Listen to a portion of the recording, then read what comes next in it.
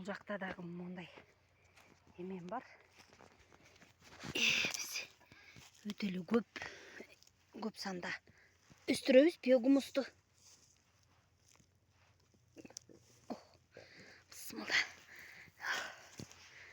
Бұл еркек кіші келбесі. Мен алсыз болып қалады кем кішіне. Biraz алым жетпейді. Себебі қыштығыштай тұрып нығырылып қалды да.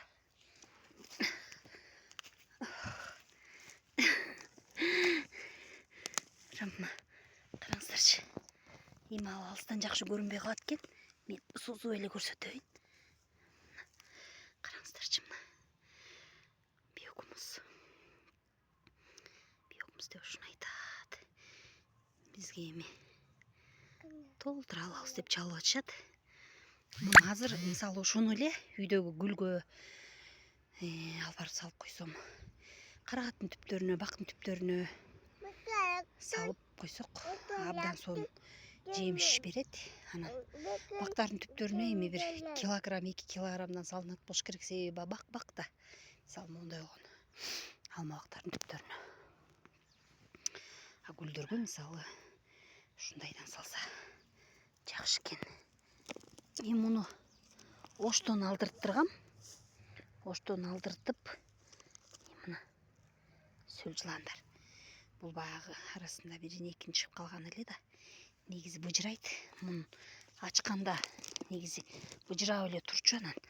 Азыр еме болып қалған ұқшайды. Тамақтары қалбай қалып. Жақтачы.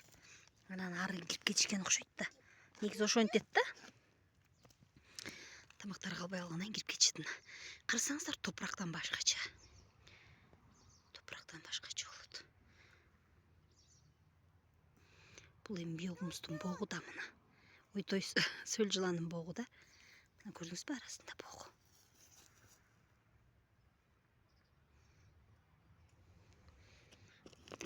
Шундай. Шундай. Атайын жер даярдап, анан емелерде топырақтарды салып, сөл жыландар шығып атат. Бұлар еме күнді жаман көрөткен.